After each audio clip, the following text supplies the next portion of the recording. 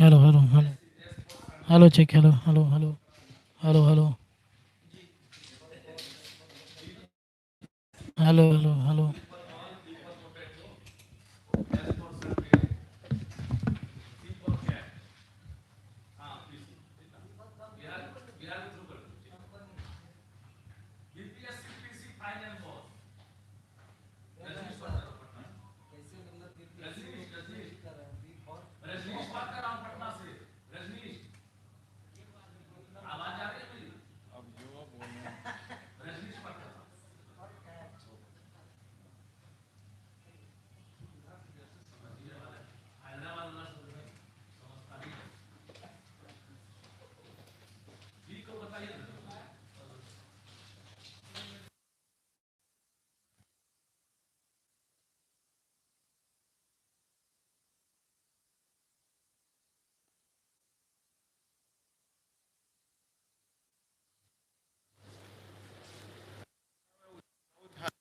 रहता है, इसलिए आप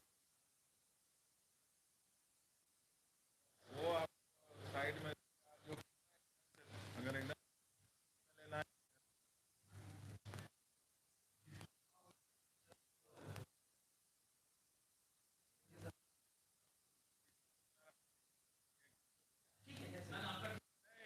हमको ये नहीं है, जैसे आप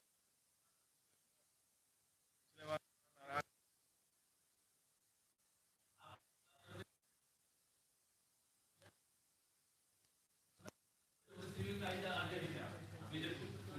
अरे भाई हम बीजेपी आए।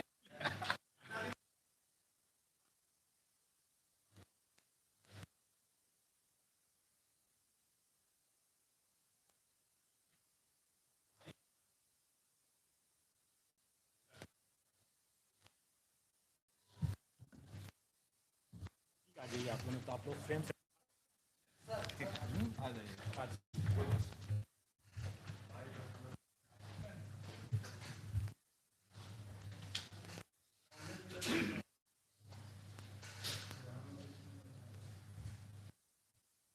या मैं ही बीच में आ जाऊँ, आप नहीं आ सर, जाएँ क्या, कैसे? चलो ठीक है। तो आज का ये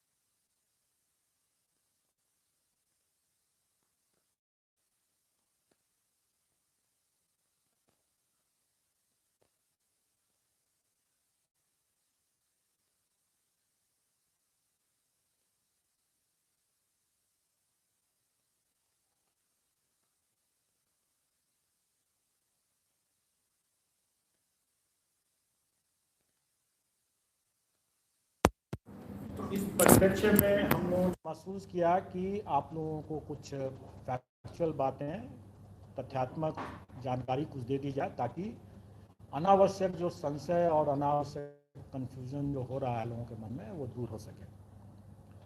पहली बात कि सारे मुद्दों पर डिस्कशन हो चुका है, और ये कुछ मुद्दे ऐसे थे जिसका निर्णय विभाग को ही करना था।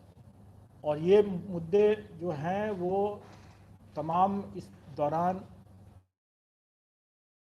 अभ्यर्थियों के द्वारा ही उठाए गए और उन्हीं सब बिंदुओं पर विभाग को निर्णय लेना था और इसी कारण से उसमें विलंब हुआ। जब पिछली बैठक में हम लोगों ने प्रेस कॉन्फ्रेंस में बताया था कि हम लोग इसको जल्दी निकाल देंगे, लेकिन उसके बाद अभ्यर्थियों के तरफ से ही कई तरह की बातें आ रही थी, मांग आ रही थी। उसमें एक बहुत महत्वपूर्ण मांग ये था कि जो अपियरिंग कैंडिडेट्स हैं, खास करके प्रशिक्षण डीएलएड का जैसे है, उसके लोगों की मांग थी कि हमको भी मौका मिले। हर लोगों को अपने अलग अलग कारणों से लोगों की मांगें हो रही थी। तो इन सभी मांगों पर विभाग को ही विचार करके देना था और विभाग ने विचार भी किया है और उसके बाद उन सब बिंदुओं को आयोग को स्पष्ट भी किया गया है और उसके आलोक में आयोग ने अपना विज्ञापन का प्रारूप तैयार लिया है और अधिक से अधिक कल तक जो है ये हम लोग प्रेस में भेज देंगे। उसके बाद वो हो सकता है आज भी चला जाए, हो सकता है कल चला जाए, लेकिन ये इस महीने के अंत में तो आप निश्चित रूप से मान के चलें कि 1 जून का जब सुबह में आप लोग देखेंगे तो जरूर उस समय तक आप लोगों को जानकारी रहेगी। कुछ बातों का मैं खुलासा कर दूं कि जो परिवर्तन जो कुछ हुए हैं कुछ अभ्यर्थियों की मांग को देखते हुए, वो मैं कुछ चीज़ों की जानकारी दे देता हूँ। एक की जो सिलेबस के संबंध में जो बार बार लोगों की चर्चा होती रही है कि सिलेबस का विस्तार किया जाए, तो सिलेबस का विस्तार करने की कोई आवश्यकता नहीं है। लेकिन एक चीज़ हम लोगों ने जरूर स्पष्ट आउट कर दिया है कि प्राथमिक विद्यालय के अध्यापकों के लिए विद्यालयों में जो पाठ्यक्रम है वो एनसीईआरटी के पाठ्यक्रम का जो है वही है, इसलिए वो उसी से गाइडेड होगा और वही है। अभ्यर्थी को सिलेबस विस्तार से अगर समझने की जरूरत है, बस उन्हीं को देख लेंगे तो उनके वो जिज्ञासा पूर्ण हो जाएगी। दूसरा जो लोगों की एक मांग रही है कि जो भाषा की का जो है उसमें 100 नंबर का है और उसके लिए 2 घंटे हैं और मुख्य पेपर जो है वो भी 2 घंटे का है, लेकिन उसमें 150 मार्क्स का है। तो इसमें मैं बता दूं कि भाषा का जो है वो पहले भी मैंने स्पष्ट किया कि क्वालिफाइंग नेचर का है, उससे आपको मेरिट नहीं बनेगा, मेधा सूची उसके प्राप्तांक के आधार पर नहीं बनेगा और इसलिए हम लोगों ने उसमें अधिक समय दिया है कि आप आराम से आप करें, उसमें घबराने की बात नहीं है, सिर्फ क्वालिफाइंग नेचर का है, लेकिन आप आराम से कर सकते हैं। लेकिन जो मुख्य पेपर है वो उसी पर मेधा आधारित होगा, प्रतियोगिता उसी पर है, तो उसमें हम लोग चाहेंगे कि जो अच्छे अभ्यर्थी हैं वो जल्दी बना पाएंगे और जो अच्छे नहीं हैं, उतने स्मार्ट नहीं है, वो थोड़ा उनको विलम्ब होगा। तो इसलिए हम लोगों ने ज़्यादा क्वेश्चन रखा है, लेकिन हम लोगों ने फिर आपस में विचार करके और अभ्यर्थियों की एक बड़ी मांग को ध्यान में रखते हुए हम लोगों ने पहले जो 150 क्वेश्चन रखा था उसको घटा करके 120 किया है मेन। और पहले जैसे 100 और 50 का था कि 100 में उनका नॉलेज टेस्ट था और 50 में उनका इंटेलिजेंस का टेस्ट था, उसको हमने वो ब्रेकअप को हमने 80 और 40 के रखा है और ये सभी मुख्य परीक्षाओं के लिए है। मतलब 120 क्वेश्चन रहेगा, 80 और प्लस 40। और ये भी मैं स्पष्ट कर दूं कि एक पद के लिए एक ही मेन पेपर है। कई बार लोग ये कहते हैं कि इतना व्यापक सिलेबस है कैसे पढ़ेंगे, तो ऐसा नहीं है कि उनको सभी पढ़ना है, उनको तो सिर्फ एक ही पेपर की तैयारी करनी है। अगर एक पद के लिए तैयारी कर रहे हैं तो एक ही पेपर की तैयारी करनी है, मेन पेपर। भाषा तो सबके लिए लागू है, वो तो क्वालिफाइंग नेचर का। तो इसलिए अगर वो 2 पद के लिए तैयारी कर रहे हैं तो उनको 2 पेपर पढ़ना पड़ेगा, 2 पेपर के हिसाब से पढ़ना होगा। और ये भी है कि उनको जो अपना विषय उनका है, मतलब जिसमें वो स्टेट की परीक्षा पास किए हैं, उसी विषय से उनको देना है। और इसमें सिर्फ पहले मैंने स्पष्ट किया है कि सिर्फ कॉमर्स का ही एक ऐसा विषय है जिसमें कि अगर वो स्टेट किए हुए हैं तो उसमें उनको विकल्प है विषय का। उसमें 3 विकल्प है, अकाउंटेंसी है और एक बिजनेस स्टडी है या एंटरप्रेन्योरशिप है और एक और है, वो आपको सब विज्ञापन में सब मिल जाएगा उसमें। तो ये एक बातें हुई पाठ्यक्रम के बारे में।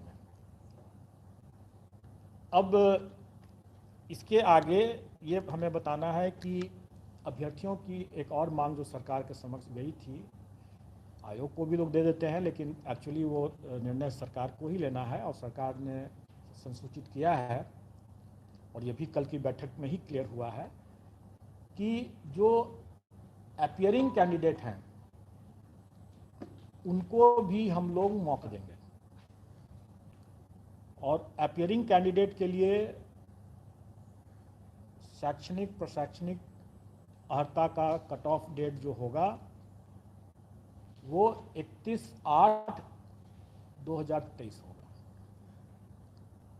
मैं फिर से इसको ज़रा स्पष्ट कर दूं कि ये डेट है कि इस तारीख तक अगर उनकी परीक्षा हो गई है, जो अर्हता संबंधी परीक्षा अगर हो गई है तो वो आवेदन दे सकते हैं। उनका परीक्षा फल बाद में भी निकले तो कोई हर्ज नहीं है, उनको हम लोग भाग लेने का, इसमें आवेदन और प्रतियोगिता में भाग लेने का मौका दिया जाएगा। ये बिंदु लोग डिमांड करते रहे हैं और मैं समझता हूं कि अगर इस पॉइंट पर अगर किसी को अभी भी अगर कोई संशय है तो पूछ लेंगे। 31 अगस्त 2023 परीक्षा हो जानी चाहिए। यस, इस तारीख तक परीक्षा सिर्फ में उसको हो जानी है तो वो भाग ले सकते हैं।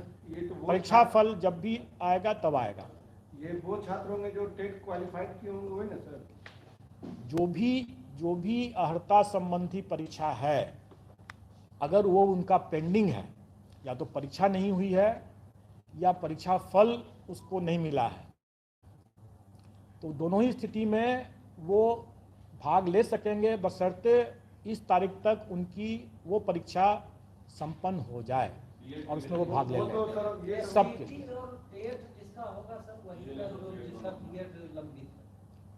कई कॉम्बिनेशन हो सकते हैं, उसको आप उस कॉम्बिनेशन की बात आप मत सोचें, अभी करें। कुछ के लिए कुछ लागू होगा, कुछ के लिए कुछ और लागू होगा, कुछ की कुछ और बातें होंगी। मैंने आपको एक विस्तार से ये बता दिया कि जो भी अर्हता संबंधी परीक्षा उनको देनी है, अगर वो परीक्षा 31/8/2023 तक संपन्न हो जा रही है या अगर पहले संपन्न हो चुका है और उसका परीक्षा फल अभी नहीं हुआ है तो भी वो दे सकते हैं, और परीक्षा फल उनको बाद में निकलता है तो भी वो दे सकते हैं, क्योंकि हम लोग जब उनका डॉक्यूमेंट वेरिफिकेशन के लिए, जब उसके कागजातों के प्रमाण पत्रों के सत्यापन के लिए जब उनको आमंत्रित करेंगे, तब उस समय उन्हें उस परीक्षा में का एडमिट कार्ड, जिसमें कि वो कह रहे थे कि हम 31 अगस्त तक अपीयर हो रहे हैं, उसका एडमिट कार्ड दिखाना होगा और फिर उस समय उसका परीक्षा फल भी दिखाना होगा जब हम डॉक्यूमेंट वेरिफिकेशन के लिए उनको बुलाएंगे। सर यहाँ पे एक सवाल है, ये जो आप 31/8 का ये रख रहे हैं बीएड वाले छात्रों, बीएड या डीएलएड का, वो बच्चे जो सेंट्रल गवर्नमेंट का सीटेट क्वालिफाइड होता है उसके लिए सिर्फ है या फिर सभी बीएड के लिए? मैंने क्या कहा? मैंने कहा कि अर्हता संबंधी कोई भी परीक्षा उनको, लेकिन ये नहीं हो सकता है कि अगर इस कट ऑफ डेट के बाद वाली परीक्षा में भी अगर वो बाद में अगर कोई परीक्षा होने जा रही है, अगले साल कोई परीक्षा होने जा रही है, तो आज झूठा डिक्लेरेशन दे करके वो अपीयर हो जाएं, वैसा नहीं होगा। क्योंकि उसके लिए हम लोग और भी हम लोग उसको वचनबद्धता लेंगे, और अगर उसमें अगर वो बातें हैं कि नहीं उसने एडमिट कार्ड उसके पास में नहीं है उस तरह की परीक्षा का, तो फिर हम लोग उसको ब्लैक लिस्ट वगैरह करने की, गलत बयानी के लिए ब्लैक लिस्ट करने की बात करेंगे। जो परीक्षा 31/8/2023 तक संभावित है, वैसे ही मामलों में, और उनका अगर उसमें कोई परीक्षा अगर रुका हुआ है या परीक्षा फल रुका हुआ है तो वो अप्लाई कर सकते हैं। उसमें सर इसका जो सवाल था, इसका मेरा सवाल ये था कि बीएड या सीटेट, जो सीटेट मान लीजिए कि सीटेट भी लंबित है, 31 अगस्त तक हो गया सीटेट, तो वो भी अप्लाई कर सकते हैं। एग्जैक्टली कर सकते हैं।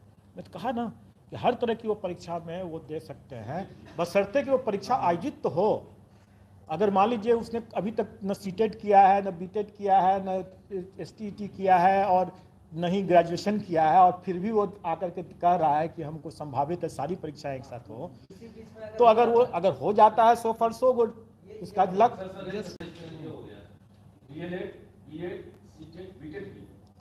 मैंने फिर से मैं बता रहा हूँ कि कोई भी परीक्षा अगर उसकी संभावित है तभी ना वो उसको उपयोग कर सकेगा, अगर संभावित ही नहीं है तो उसका उपयोग नहीं कर सकेगा। अगर वो संभावित ही नहीं है तो गलत बयानी कैसे कर सकता है वो। अब ये कहेंगे कि अगले साल वो परीक्षा होने वाली है तो उसका दावा आज ही कर लें, वो गलत बात हो जाएगी और वो दावा नहीं कर सकेंगे, और वैसा अगर गलत करते हैं तो फिर वो अपना चांस गंवाएंगे ही नहीं बल्कि आगे के लिए डिबार भी हो जाएंगे। ये एक छूट है, उनको एक छूट दिया गया है कि वैसे कैंडिडेट जो कि वाकई में इसका लाभ लेने के लिए योग्य होंगे, मतलब कि उनकी परीक्षा, जैसे बहुत सी परीक्षा अभी जान रहा हूँ कि जैसे बीएड की परीक्षा है, अभी बीएड पटना यूनिवर्सिटी से भी कल हम लोगों ने चर्चा किया कि बीएड की परीक्षा अभी हो गई है शायद, और उसका परीक्षाफल अभी घोषित नहीं हुआ है। तो स्वाभाविक है कि ये परीक्षाफल बाद में घोषित अगर होता भी है, चाहे 15 दिन में हो, 1 महीना में, 2 महीना हो, जब भी हो, हम उनको मौका देंगे, क्योंकि परीक्षा हो गई है संपन्न। तो परीक्षाफल निकलने में अगर विलम्ब भी अगर होता है तो उसके लिए हम उसको दीवार नहीं करेंगे, उसके लिए हम वंचित नहीं करेंगे, हम उनको मौका देंगे। तो ये कट ऑफ डेट की बात हो गई। अब मेरा एक लोगों से ये अनुरोध है कि बहुत बार लोग गलत अटकलबाजी के आधार पर लोग जो समाचार डाल देते हैं उससे थोड़ा परहेज करें।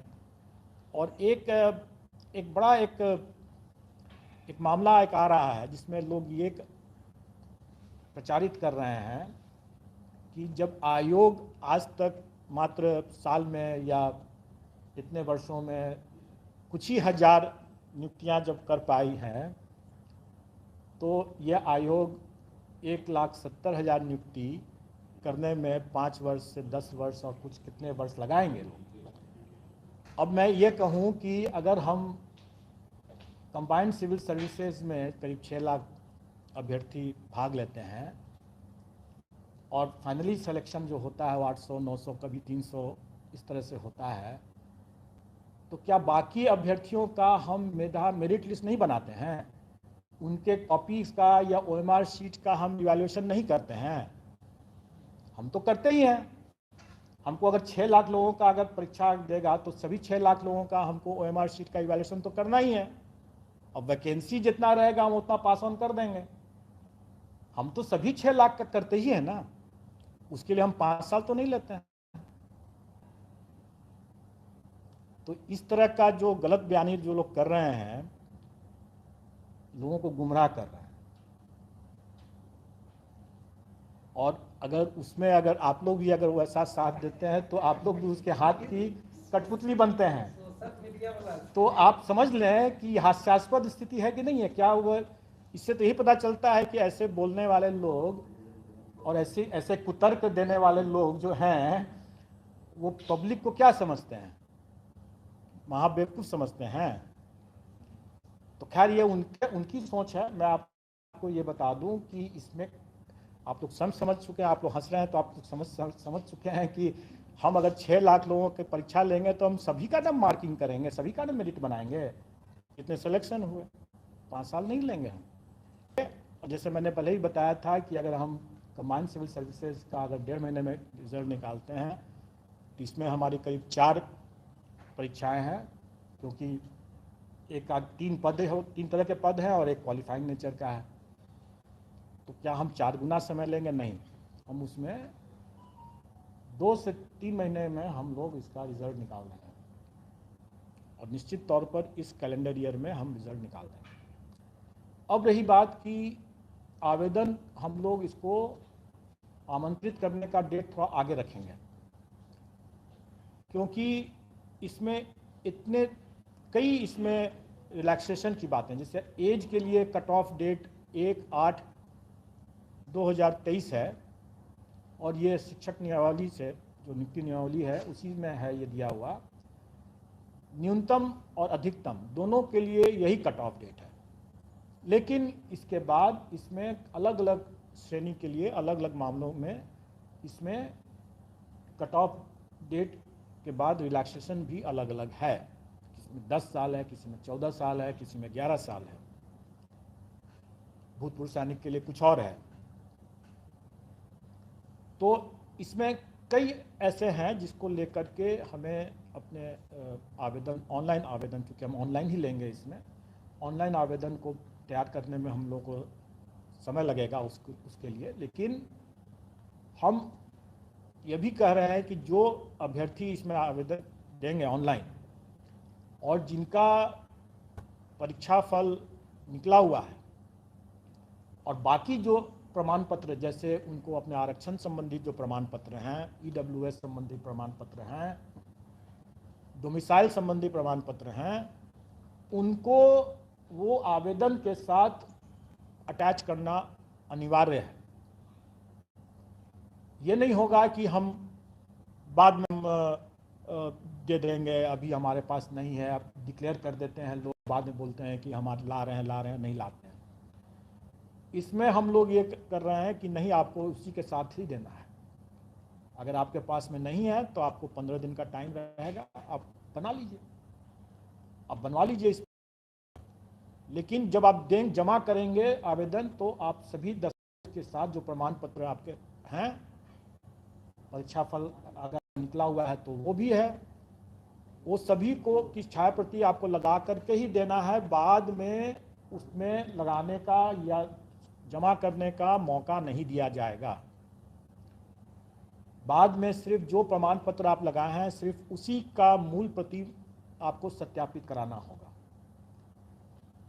हम लोग प्राय देखते हैं कि ईडब्ल्यूएस के मामले में खास करके, या क्रीमी लेयर का सर्टिफिकेट लेकर के जो आते हैं, पहले डिक्लेयर कर देते हैं, या फ्रीडम फाइटर का जैसे लेकर के आते हैं, डिक्लेयर कर देते हैं और बाद में बोलते हैं कि नहीं मिला, हमको सर्टिफिकेट नहीं मिला, और बाद में अपना दावा को विड्रॉ करते हैं। तो ऐसी बात की गुंजाइश नहीं होगी। अगर आपके पास में सर्टिफिकेट नहीं है तो काइंडली आप न वैसी दावा करें। और अगर आपका एक साल बाद तो हम नहीं मांगते हैं ना, हम तो पूरे प्रक्रिया में एक साल थोड़ी लेंगे। हम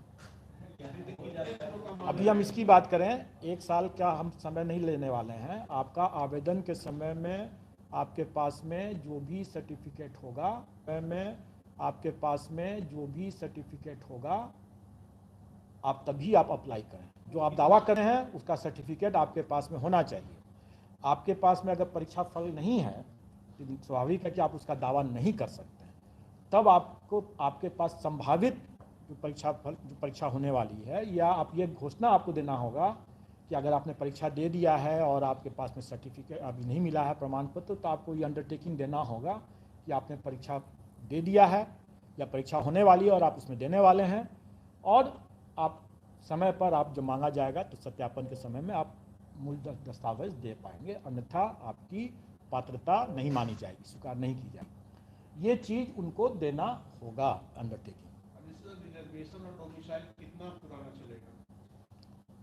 देखिए, रिजर्वेशन की बात जो है, आरक्षण तो अगर ईडब्ल्यूएस का जैसे उन्होंने वही कह दिया कि 1 साल का है, लेकिन अगर दूसरे जो वर्टिकल रिजर्वेशन जिसके कहते हैं, जाति आधारित जो आरक्षण है, उसमें मैं समझता हूँ कि डेट का तो कोई है या एनसीएलसी जो क्रीमी लेयर का अलग रहेगा, जो क्रीमी लेयर रहता है वो करंट होना चाहिए।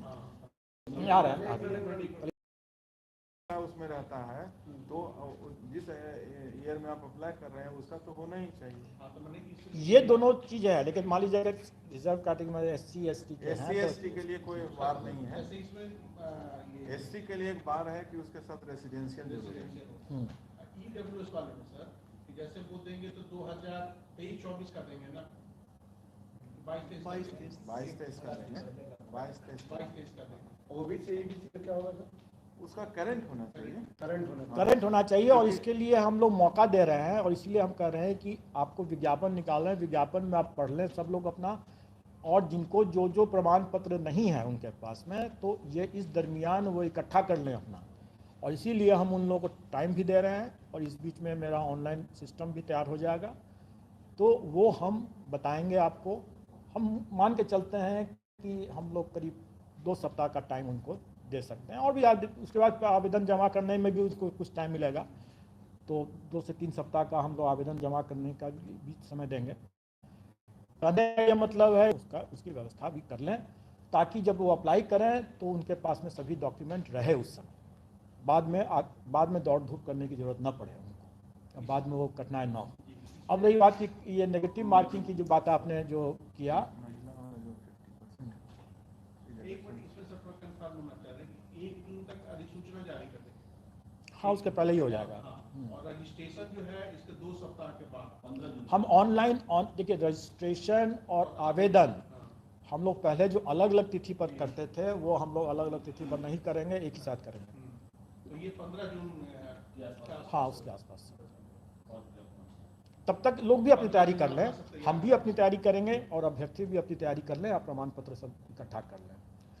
अब रही बात कि एक और पॉइंट है आरक्षण से ही संबंधित, कि नियमावली में ही दिया हुआ है कि महिलाओं के लिए जो प्राथमिक विद्यालय के मामले में प्राइमरी स्कूल में वो 50% आरक्षण है महिलाओं के लिए। और उसका वैसे भी पूरा जो ब्रेकअप है, जो पद की जो व्यक्ति के रोस्टर वाइज मतलब आरक्षण कोटिवार, वो भी हम लोग वेबसाइट पर डाल देंगे, और उसमें लोग देख सकते हैं कि किस विषय में किस किस कैटेगरी आरक्षण कोटिवार सब देख सकेंगे उसमें।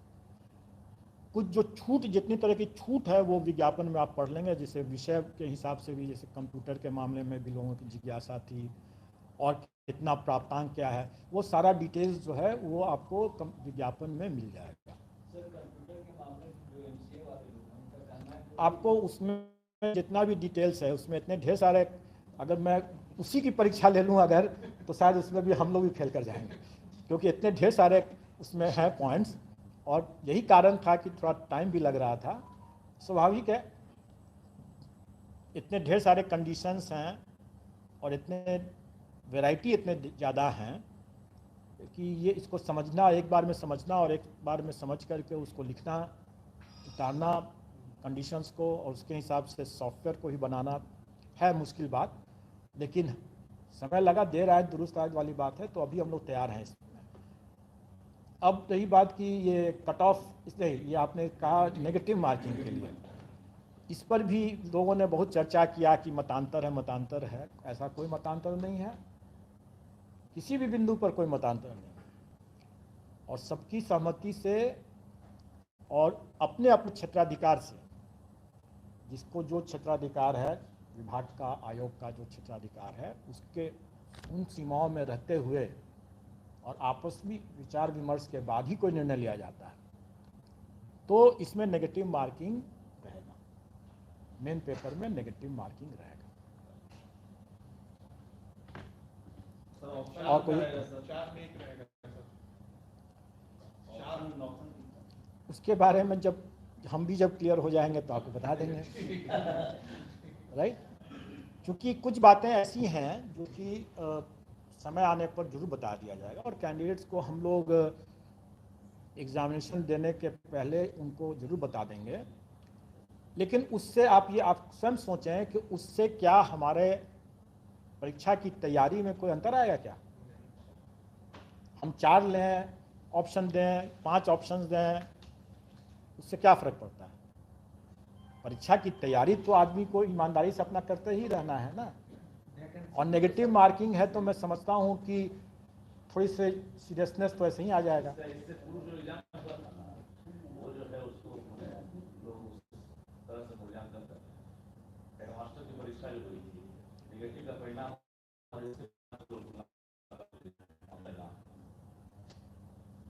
आम को अमरूद के साथ मत तुलना करें।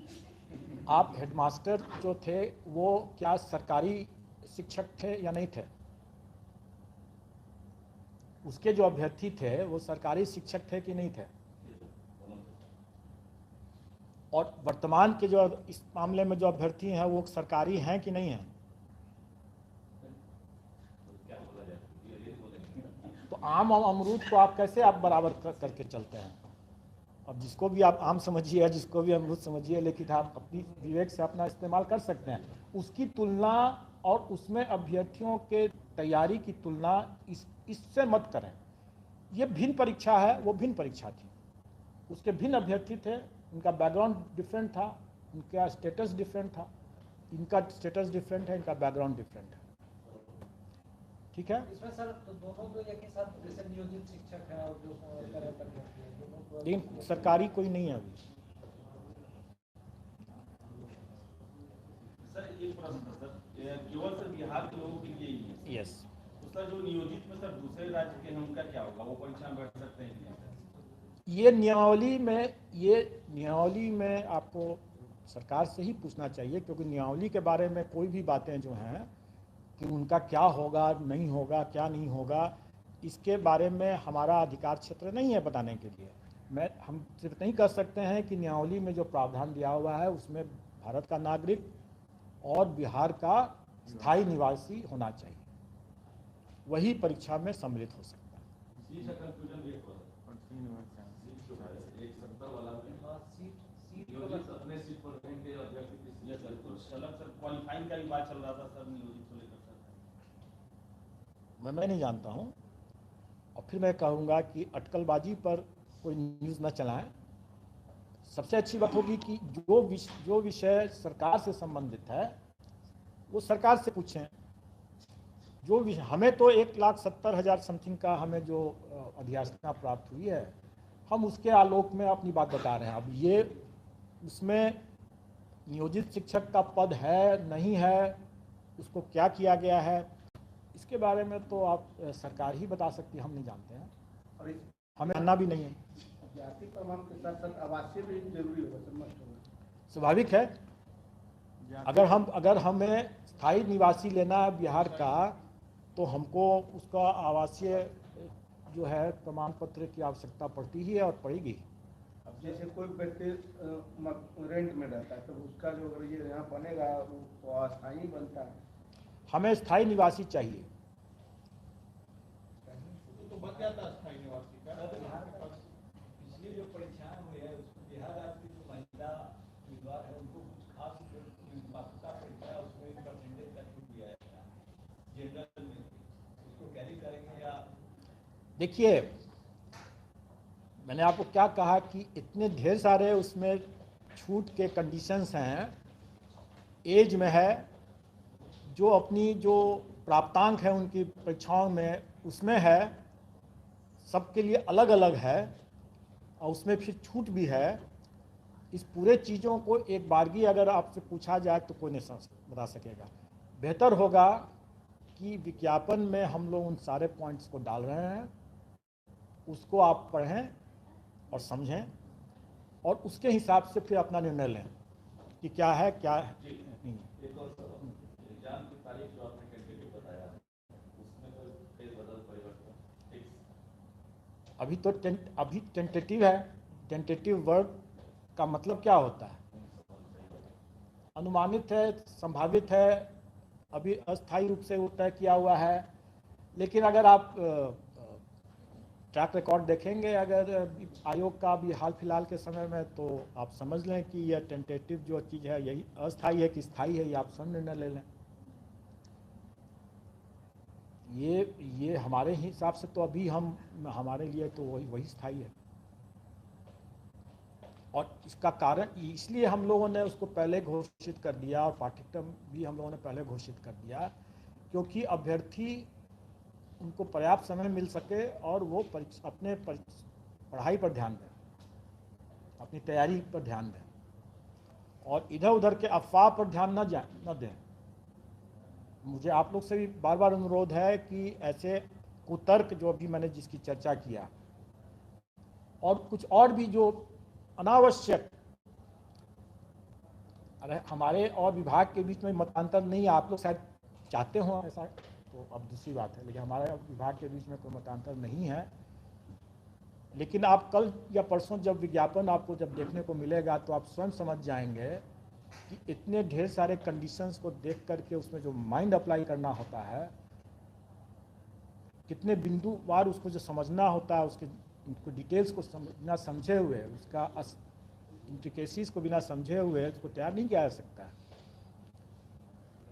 इसलिए ये चीज़ स्वाभाविक तौर पर इतना भारी भरकम है, इतना इसमें काफ़ी इफ्स एंड बट्स हैं, उसको समझ करके तैयार करने में समय लगना स्वाभाविक है। और अब वो समय आ चुका है, हम लोग कर रहे हैं। एक और मुद्दे को थोड़ा स्पष्ट करना चाह रहे हैं सर, एसटीईटी वाले बोले कि 20 विषय में उत्तीर्ण है, उसी सब्जेक्ट में वो शामिल हो। जैसे अगर हम मैथ से है, मैथ पेपर दिए थे, तो हम मैथ विषय में ही सेलेक्ट होंगे, उसी परीक्षा में हम शामिल होंगे, यही है ना? अगर एसटीईटी आपने, एक और मैं इसको थोड़ा सा और खुलासा कर दूँ, वैसे कल या परसों विज्ञापन में आप लोग देख मिल जाएगा। एसटीईटी पेपर 1 जो है वो हाई स्कूल के लिए है, और पेपर 2 जो है वो हायर सेकेंडरी के लिए है। पेपर 1 में अगर हमने मैथ्स लेकर के दिया है तो हम हाई स्कूल के लिए हम मैथ्स में ही हम अप्लाई कर सकते हैं, दूसरे में नहीं कर सकेंगे। और अगर पेपर 2 में हमने किसी और विषय में दिया है तो फिर हम हायर सेकेंडरी में, मान लीजिए फिजिक्स में दिया है तो हम हायर सेकेंडरी में फिजिक्स में ही कर सकेंगे, ठीक है, इंटरचेंज नहीं कर सकते। तो उसकी पात्रता आपकी है, स्टेट 1 आपने जैसे पेपर 1 क्लियर कर रखा है तो आप योग्य हो गए, लेकिन उसी विषय जिसमें आपने क्लियर किया, दूसरे में आप नहीं अप्लाई कर सकते। एक और सवाल, आपने इशारों में उनका नाम नहीं लिया, लेकिन इशारा वही था कि इतनी बड़ी संख्या में परीक्षार्थियों की परीक्षा कैसे लेंगे, तो उन्होंने सवाल आकर इस तरह का बयान दिया। आप नाम जानते हैं? मैं नहीं जानता हूँ नाम, मैंने जो सुना है मैं आपको आप हाइपोथेटिकली मान लीजिए, लेकिन मैं आपको बता रहा हूँ कि अगर इस तरह की बातें अगर उठती है, सुनी सुनाई बातें, अब किसने कहा क्या कहा उस पर मैं नहीं जा रहा हूँ। मैं आपको खुद बोल रहा हूँ कि आप स्वयं सोचें इस बात को कि जब अगर हम 6 लाख लोगों का एग्ज़ाम लेते हैं तो हम सब 6 लाख का मूल्यांकन करते हैं ना। ऐसा थोड़ी है कि ऊपर से चेहरा देख करके हम 1000 का मूल्यांकन कर दिया, उसी का रिजल्ट भेज देते हैं, नहीं ना। हम तो 6 लाख का मूल्यांकन करते हैं, और उसमें से जितना डिपार्टमेंट को जितना वैकेंसी के हिसाब जितना चाहिए उतना ले लीजिए उसमें से। परीक्षा केंद्र को लेकर कुछ अगर बता पाए तो सभी जिलों में रखेंगे, पटना रखेंगे, इस तरह या मंडलों में रखेंगे, क्योंकि लाखों की संख्या। देखिए अभी तक हम लोगों ने जो परीक्षा यहाँ कराया है, मतलब इस कमीशन में, तो हम लोगों ने पाया है कि एक शिफ्ट में कराने के लिए हम 6 लाख तक हम लोग करीब जा पाते हैं। 6 लाख से ज़्यादा जाने वाली स्थिति जब उत्पन्न हो रही थी तो उसमें हम लोगों को 2 शिफ्ट में करने की आवश्यकता हो रही थी। ये तो हम सभी लोगों का मतलब एक ऐसा मतलब चांस की बात थी कि हम लोगों को उस समय 6 लाख का मिल गया, उतना सीट्स, एकोमोडेशन सेंटर्स हम लोग एक शिफ्ट में कर पाए, अन्यथा हम लोग चाह करके भी एक शिफ्ट में नहीं कर पाते। तो अब हम लोग की जब क्षमता ही अगर 6 लाख के आसपास की है, और अगर अभ्यर्थियों की संख्या अगर 6 लाख से ज़्यादा हो जाएगा तो हम लोग को 2 शिफ्ट में करने की मजबूरी होगी, और हम लोग तब 2 शिफ्ट में करेंगे, और इसका प्रावधान हम लोगों ने रखा है। लेकिन बेशक अगर हम लोगों को उसके कम रहेगा और हमें सेंटर्स मिल जाता है तो हम लोग का भी फर्स्ट चॉइस जो होगा वो एक ही शिफ्ट में करेंगे तो हम आसानी से कर पाएंगे, हमको फिर उतने कॉम्प्लिकेशंस नहीं होंगे। अदरवाइज आप समझ सकते हैं कि इतने ढेर सारे विषय हैं तो हर के लिए आंसर शीट, उसका फिर आंसर की बनाने में जो परेशानी आती है और जो उस पर जो आरोप और वगैरह लगता है, उसके बाद कई बार आपत्ति आती है, सबका समाधान करने में ही ज़्यादा समय लगता है।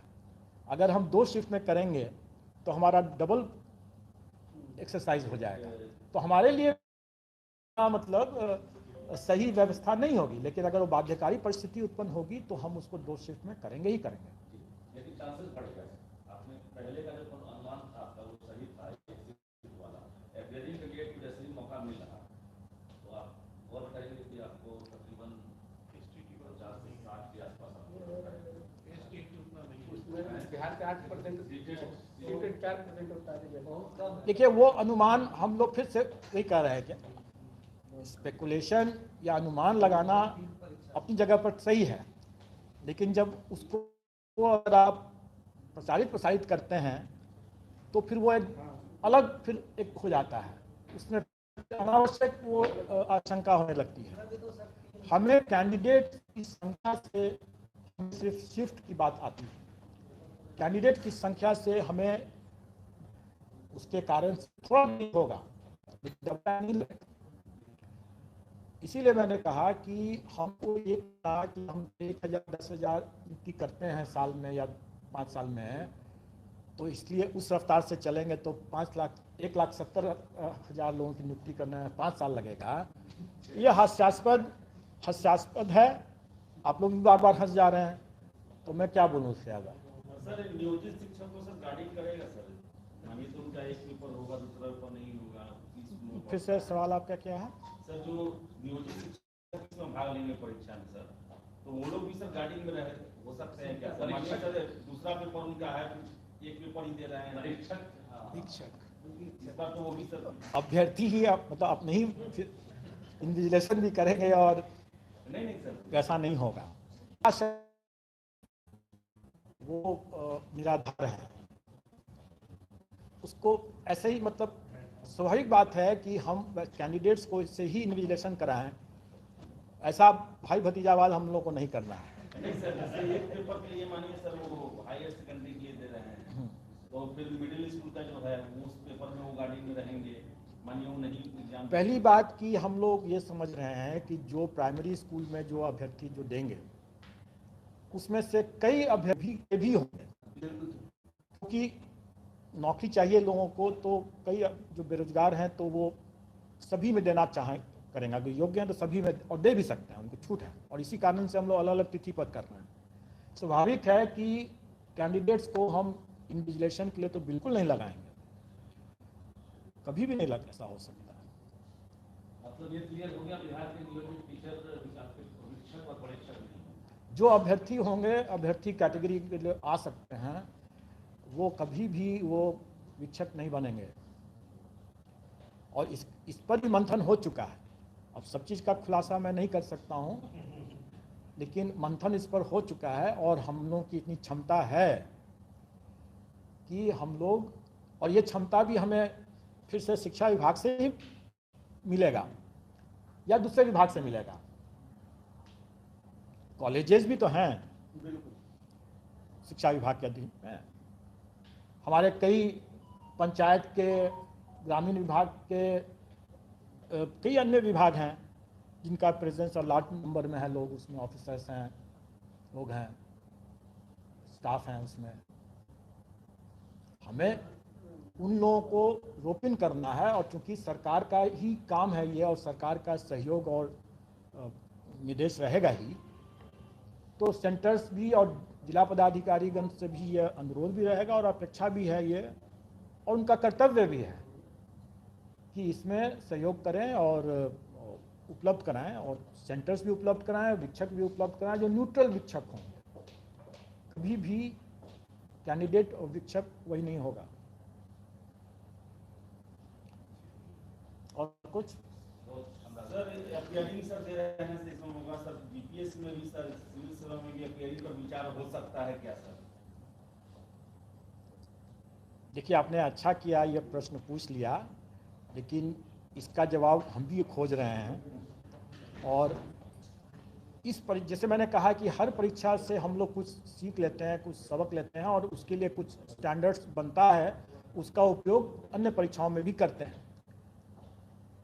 शिक्षक परीक्षा में भी हम लोग करेंगे, जो पहले से अनुभव लिए हैं, जो स्टैंडर्ड्स बनाए हैं उसका उपयोग करेंगे। और इसमें जो हम लोग सीख ले रहे हैं, खास करके ये कट ऑफ डेट, और 2 तरह के कट ऑफ डेट हुए इस परीक्षा में। एक कट ऑफ डेट एज से रिलेटेड, जो कि 1/8/2023 हुआ, जो नियमावली के हिसाब से जो परीक्षा का वर्ष है या नियुक्ति का वर्ष है, अध्याचना का वर्ष है, उसका 1 अगस्त होगा एज के लिए कट ऑफ, ये नियमावली में दिया हुआ है।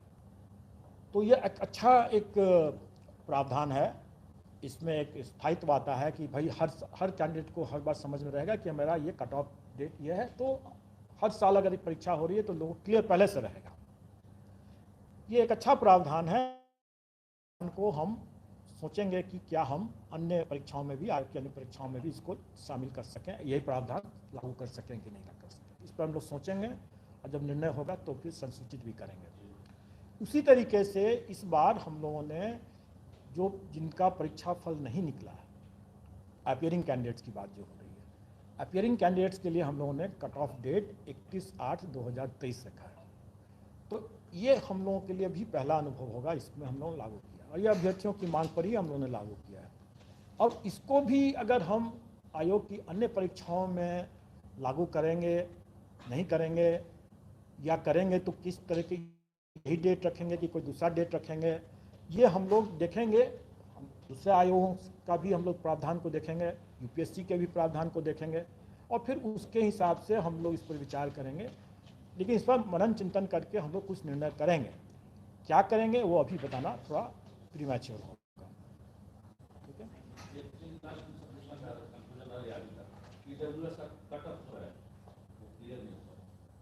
कौन सा कट ऑफ, किस चीज़ का कट ऑफ, आरक्षण से संबंधित?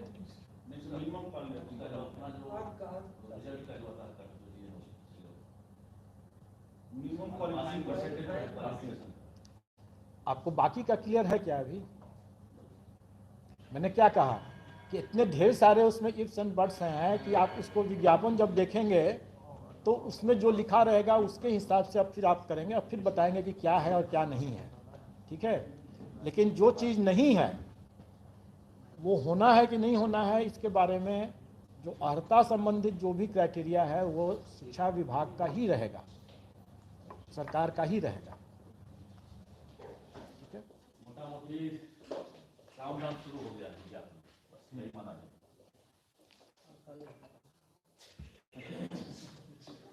मोटा मोटी यह है कि आप लोग कृपा करके अफवाह नहीं में फैलाने में शामिल न हो। ठीक है, क्योंकि कल की बैठक बेनतीजा नहीं था, कल की बैठक का ही सारा नतीजा तो आज है। ये बेनतीजा चलाने वाला जो ज्यादा सवाल पूछ रहा है क्या सर? आप लोग देखिए, बहुत बहुत धन्यवाद।